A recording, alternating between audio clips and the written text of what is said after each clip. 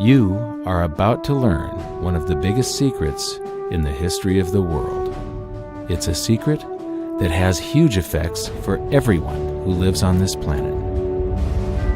Most people can feel deep down that something isn't quite right with the world economy, but few know what it is. Gone are the days where a family can survive on just one paycheck. Every day it seems things are more and more out of control, yet only 1 in a million understand why. You are about to discover the system that is ultimately responsible for most of the inequality in our world today. The powers that be do not want you to know about this, as this system is what has kept them at the top of the financial food chain for the last 100 years. Learning this will change your life because it'll change the choices that you make. If enough people learn it, it'll change the world because it'll change the system. For this is the biggest hidden secret of money.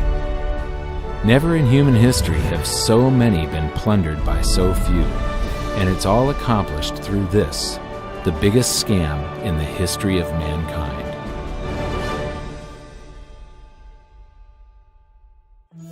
They say that money doesn't grow on trees, but the truth is that the modern banking system creates currency far faster than trees can grow. Most people don't have a clue how currency is created. Economists and bankers make it sound so complex that people think they can't understand it. But I'm going to strip our monetary system down to its essence so that you can see the scam behind the curtain and just how it affects you. Every modern society creates currency in pretty much the same way. But since the US dollar is the majority of the world's currency, I'm going to use the United States as our example. It all starts when some politician says, "Vote for me and I'll make sure the government provides you more free stuff than my opponent will." But there's no such thing as a free lunch. So to provide that supposedly free stuff, the politicians vote for the country to spend more than its income. This is called deficit spending. To pay for that deficit spending, the Treasury borrows currency by issuing a bond. So what's a bond? If you think about it, a bond is really nothing but a glorified IOU. It's a pretty piece of paper with numbers printed on it that says, "Loan me $1 trillion today, and I promise over a 10-year period I'm going to pay you back that $1 trillion plus interest." But what you need to understand is that Treasury bonds are our national debt. These glorified IOUs are to be paid back by you and I and our descendants through future taxation. Therefore, when the government issues a bond, it steals prosperity out of the future so that it can spend it today. The Treasury then holds a bond auction, and the world's largest banks show up and compete to buy part of our national debt and make a profit on it by earning interest. You'll notice that as we move through this process, the big banks are there, taking a cut every step of the way. This isn't by chance, as you'll see shortly. Then, through a shell game called open market operations, the banks get to sell some of those bonds to the Federal Reserve at a profit. To pay for the bonds, the Federal Reserve opens up its big old checkbook and writes bad, bogus, counterfeit checks that should bounce because they're drawn on an account that always has a zero balance. There isn't 1 penny in there. To quote from the Boston Federal Reserve, "When you or I write a check, there must be sufficient funds in our account to cover that check. But when the Federal Reserve writes a check, there is no bank deposit on which that check is drawn. When the Federal Reserve writes a check, it is creating money." The Fed then hands those checks to the banks, and at this point, currency springs into existence. The banks then take that currency and buy more bonds at the next Treasury auction. But what is a check? A check is also an IOU. When you write a check, you're making a note that says, "Here's my IOU for cash. All you have to do is go to the bank and pick it up." Now, it's very, very important that you understand this process because we're going to come back later and show you the devastating effect this has on you. The Treasury issues IOUs, bonds. The banks then buy those IOUs with currency. The Federal Reserve then writes IOUs, checks, and hands them to the banks in exchange for the Treasury's IOUs, the bonds. And currency is created. So what's really happening is the Federal Reserve and the Treasury are just swapping IOUs, using the banks as middlemen, and abracadabra, presto, currency magically springs into existence. This process repeats and repeats over and over again, enriching the banks and indebting the public by raising the national debt. The end result is that there's a buildup of bonds at the Federal Reserve and currency at the Treasury. This process is also where all paper currency comes from. The Federal Reserve and the government mistakenly call it base money because they didn't watch episode 1 of this series and they don't know the difference between money and currency. But I will correctly refer to it as base currency because it is not money. It is currency, and as we've learned, there is a big difference. Money has to be a store of value and maintain its purchasing power over long periods of time. We learned in episode 1 that earlier in our history, our paper currency was just a claim check. It was a representation for real money of intrinsic value, the gold and silver that was held on deposit at the Treasury. You could walk into any bank and slap your currency, like say a $20 bill, on the counter and redeem it for real money, a $20 gold piece. But now, this base currency that's piling up back here is really nothing but a receipt or a claim check on an IOU, that bond. So it's really nothing but a supply of numbers. The Treasury then deposits the newly created currency into the various branches of the government, and the politicians say, "Hey, thanks for that." And the government does some deficit spending on public works, social programs, and war. The government employees, contractors, and soldiers then deposit their pay in the banks. Now, this may come as a shock to you, but when you deposit your currency with the bank, you're not actually depositing it into an account to be safely held in trust for you. Instead, you're actually loaning the bank your currency, and within certain legal limits, they can do with it pretty much anything they please. This includes gambling in the stock market and loaning it out, at a profit, of course. Now this is where the machine of currency creation really gets cranking, because this is where something called fractional reserve lending comes into play. Fractional reserve lending is exactly what it says. The banks are allowed to reserve only a fraction of your deposit and loan the rest out. Although reserve ratios may vary, I'm going to use a 10% reserve ratio as our example. If you deposit $100 in your account, the bank can legally take $90 of it and loan it out without telling you. The bank must hold $10 of your deposit in reserve just in case you want some of it. These reserves are called vault cash. But why does your bank account still say you have $100 if the bank has stolen $90 of it? Because the bank left IOUs it created, called bank credit, in its place. Now I know this sounds crazy, but here it is in black and white from the Fed.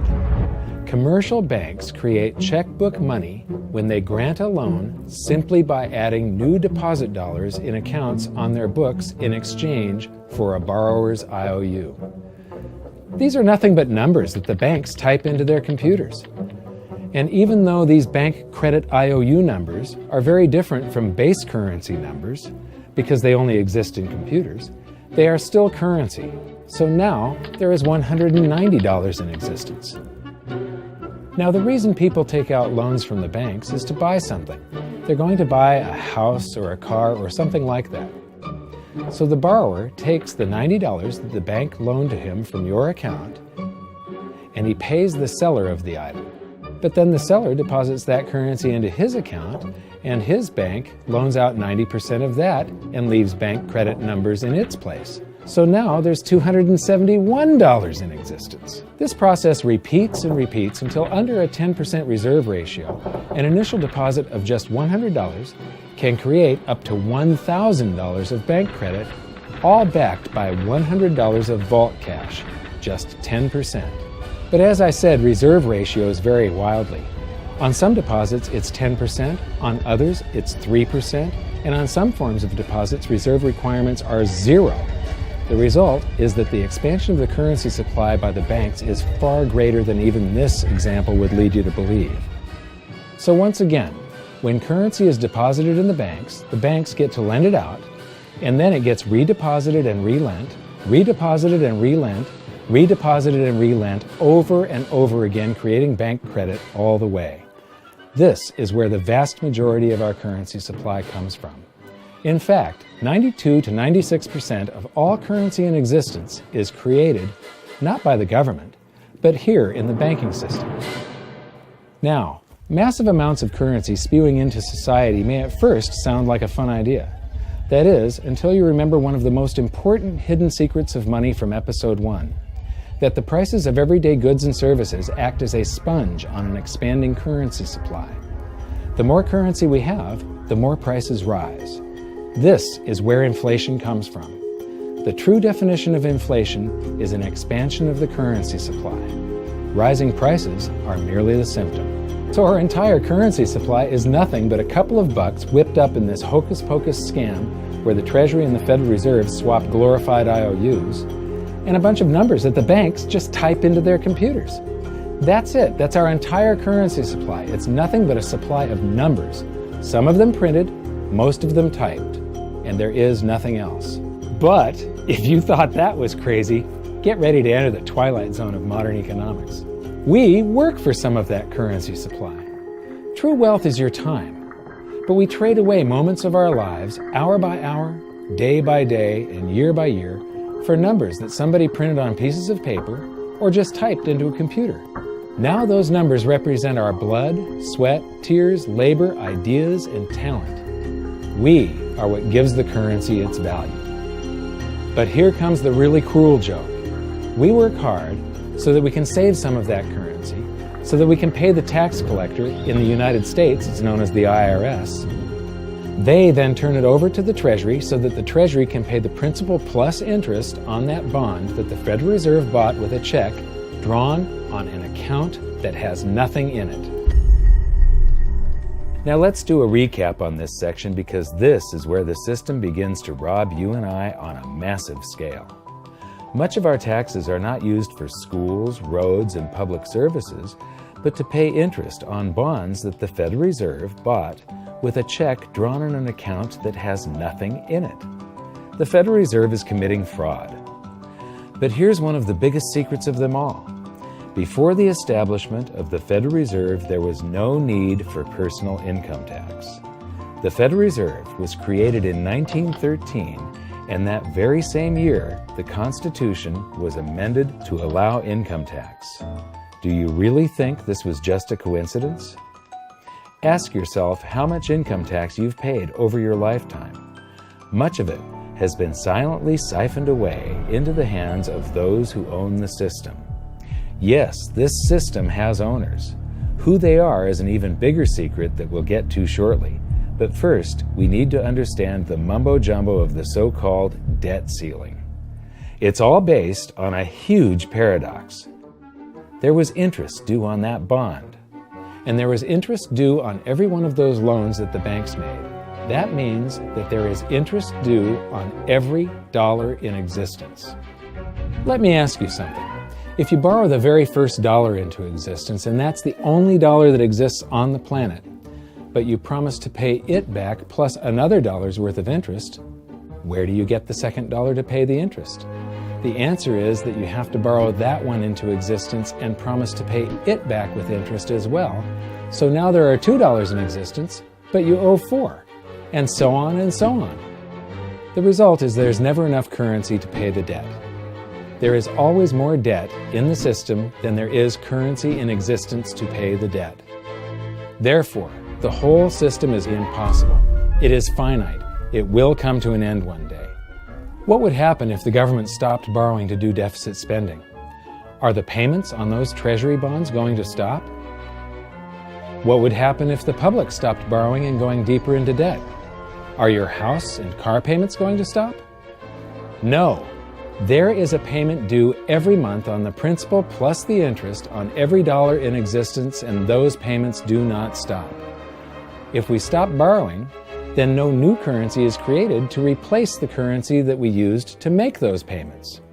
Whether you're making a payment on a loan or paying tax to make a payment on a bond, the portion of the payment that goes to pay off the principal extinguishes that portion of the debt. But the debt also extinguishes the currency. Currency and debt are like matter and antimatter. When they meet, they annihilate each other. If we just pay off the principal only on all the loans and bonds that exist, the entire currency supply just vanishes. So if we don't go deeper into debt every year, look what happens. The whole thing goes into a deflationary collapse under the weight of those payments. Politicians and pundits alike talk about balancing the budget, paying down the debt, and living within our means. They don't understand that that is deflationary. It is impossible to do under our current monetary system without collapsing the whole economy. This is why any talk of a debt ceiling is not only ridiculous, It's delusional. The system is designed to require ever-increasing levels of debt just to continue. And that's why politicians will always kick the can down the road and raise this so-called debt ceiling over and over again until the whole system finally collapses under its own weight. In other words, they don't want it to collapse on their watch. The Founding Fathers of the United States knew the dangers of central banking and fought to free themselves from this very thing. The Revolutionary War started out as a tax revolt, but now we must pay tax just to have a monetary system. Having just suffered through the hyperinflation of the continental dollar, which was printed into oblivion to finance the Revolutionary War, they understood the dangers of fiat currency and debt-based monetary systems. So to protect future generations from institutional theft and out-of-control government, they wrote into the Constitution that only gold and silver can be money for the simple fact that you can't print them. Our current system is not only unconstitutional, but it robs us of the liberty and prosperity our forefathers fought and died for.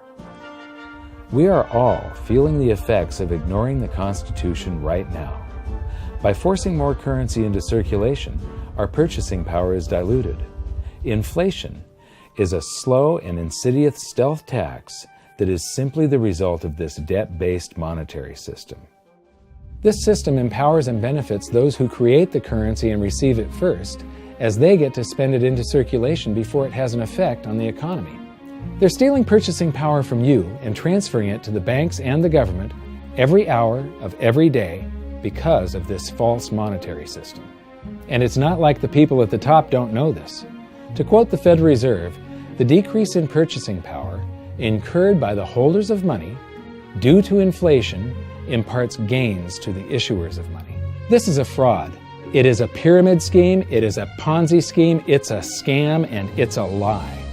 Our entire monetary system is nothing but a form of legalized theft. But here's the biggest con job of them all. The Federal Reserve is not federal. It has stockholders. There is no federal agency that has stockholders. What's a stockholder? A share of stock represents a percentage of ownership in a corporation. So the stockholders are the owners of that corporation. Therefore, the Federal Reserve is a private corporation with owners. And you can see it for yourself if you go to the Federal Reserve's website, and it will say, the stockholders receive an annual dividend of 6%. Now, we know that the stock in the Federal Reserve was originally issued to the largest banks in the United States. But because of mergers and acquisitions through the years, you can't actually trace who owns the stock in the Federal Reserve. That's a very closely guarded secret. My guess would be that the owners are those primary dealers, the banks that get to make a profit by selling part of our national debt, those bonds, to the Federal Reserve, who buys them with a check from nothing. Then we pay tax to pay the principal and the interest on those bonds so that the Federal Reserve can pay the banks a 6% dividend. Don't be alarmed if you don't quite comprehend the deception of this system at first glance.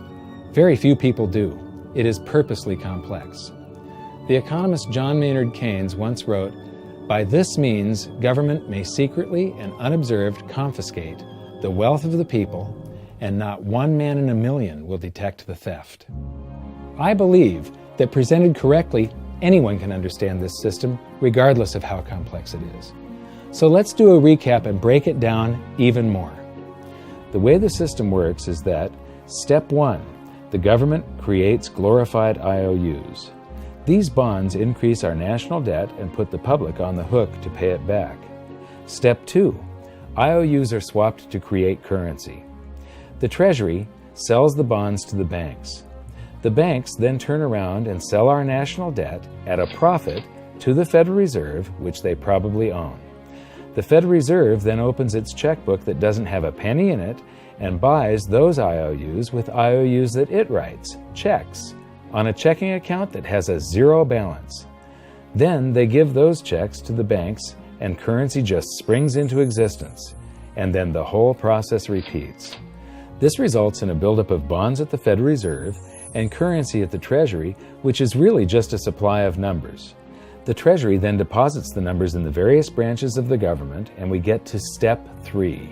The government spends the numbers on promises, public works, social programs, and war.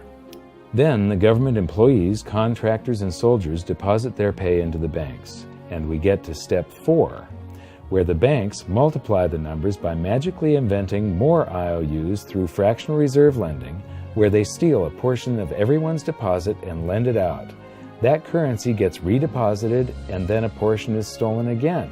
And the process repeats over and over, magnifying the currency supply exponentially. Then we work for some of those numbers, which brings us to step 5, where our numbers are taxed. We pay tax to the IRS, who then turns our numbers over to the Treasury, so the Treasury can pay the principal plus the interest on bonds that were purchased by the Federal Reserve with a check from nothing. Then we get to step 6, the debt ceiling delusion. The system is designed to require ever-increasing levels of debt and will eventually collapse under its own weight because politicians always kick the can down the road. They don't want it to collapse on their watch. And finally, step 7, the secret owners take their cut. The world's largest banks own the Federal Reserve. Those banks make a profit selling our national debt to the Fed. They make a profit when the Fed pays them interest on the reserves held at the Fed, and the Fed pays them a 6% dividend on their ownership of the Fed. This system is fundamentally evil. It funnels wealth from the working population to the government and the banking sector. It is the cause of the artificial booms and busts of modern economies, and it causes great disparity of wealth between the rich and the working class. And it is only possible because we no longer use real money, we use currency. But worst of all, it is a form of enslavement. Bond is the root word of bondage. Whenever a government issues a bond, it is a promise to make us pay tax in the future. Nobody asked you if you wanted to pay tax today for the prosperity we all enjoyed in the last century. Nobody is asking our children if they want to work hard in the future to pay for the prosperity we're enjoying now. George Washington once wrote to James Madison, "No generation has the right to contract debts greater than can be paid off during the course of its own existence." By stealing prosperity from tomorrow so we can spend it today, we enslave ourselves and future generations. Now this all sounds pretty bad, but there is great hope, for you are the greatest threat to this false monetary system. This system relies on the public being ignorant of its workings. Please share this knowledge with everyone you know, because an informed public that fully understands the system can build a better future for generations to come. And now I leave you with this quote, widely attributed to a former director of the Bank of England. The modern banking system manufactures money out of nothing. The process is perhaps the most astounding piece of sleight of hand that was ever invented. Banking was conceived in inequity and born in sin. Bankers own the earth. Take it away from them, but leave them the power to create money and control credit, and with the flick of a pen, they will create enough money to buy it back again. But if you want to continue as the slaves of bankers and pay the cost of your own slavery, let them continue to create money and to control credit. This is the Federal Reserve in Washington, D.C. It's located on Constitution Street, and that is just as much of a joke as the New York Fed being located on Liberty Street. Both of them are unconstitutional, both of them limit our liberty, and they transfer wealth away from us every second of every day to the Federal Reserve, to the government, and to the banking sector. You are now among the 1 in a million who can detect the theft of your prosperity. So the big question is, what can you do about it? 1. Watch this video until you can describe and teach it to others. Those who understand this system can make preparations for its unavoidable collapse and protect themselves. History shows that those who don't will probably be wiped out. 2. Share this video with everyone, especially those you care about. All it takes is a mouse click or two to get this message in front of millions. Post this video on Facebook, tweet it, email it to loved ones. Please share it wherever you can. 3. Join the conversation.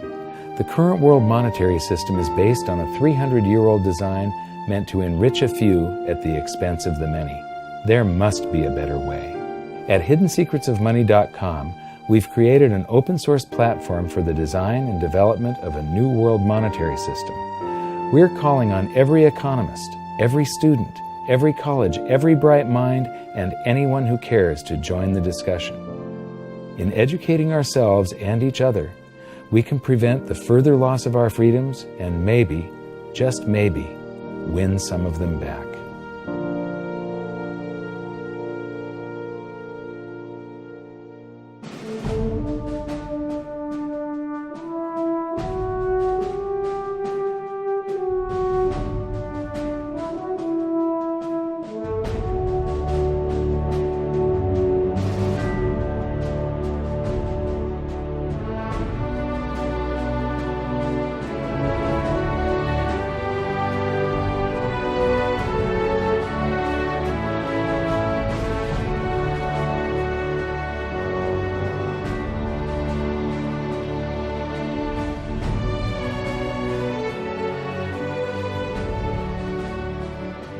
I think your episode 4 is very beneficial, very helpful. It's going to introduce these ideas to a lot of people. And like I've just been talking about, we have to change people's mind. And the more they understand it, the better. And I think we're at this point now where more people in the last several years, 4 or 5 years, have thought about the Fed than they ever have in the previous 95 years. So I think an explanation and diagrams to show it is very helpful because, quite frankly, they're not going to get it in their grade school. They're not going to get it in their high schools. They're not going to get it in college unless they're in a very rare circumstance to understand how this works. You know, for years before I got involved in really studying gold and some of the things I write and talk about today, I was a monetary economist for decades. You know, in your video, you talk about the primary dealers. I was chief counsel and chief credit officer of one of the largest primary dealers for 10 years. So I had an inside seat on the Treasury market and have the privilege of working with several former vice chairman of the Board of Governors, Manley Johnson and David Mullins, going back to the 80s and 90s. So I'm very immersed in what you were talking about. And I thought it was extremely accurate, extremely clear.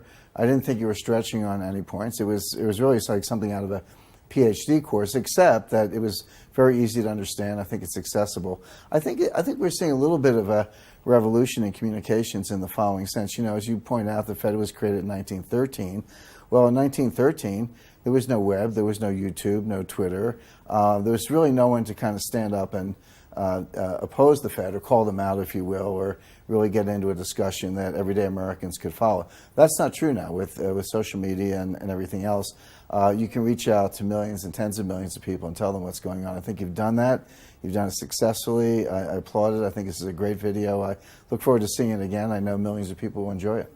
Well, as we know, the Federal Reserve believes it can create money out of thin air, not realize money is supposed to represent real products and services. And what people don't realize is when the Fed does that, in effect, as Keynes pointed out, it's a form of taxation. It's a form of confiscation. And because people don't see it, the politicos get away with it, but it also undermines social trust. It just is corrosive throughout society. We're going to have a lot of turmoil in the coming years, but it's going to be the kind of turmoil that leads to positive things. So don't despair. Get out there and fight, because the tide is going to turn. This is going to be the status last stand. Thank you. This episode of Mike Maloney's Hidden Secrets of Money was brought to you by GoldSilver.com and the new Silver Pegasus Round. To learn how to protect your family and turn the coming economic storms into opportunity, visit GoldSilver.com.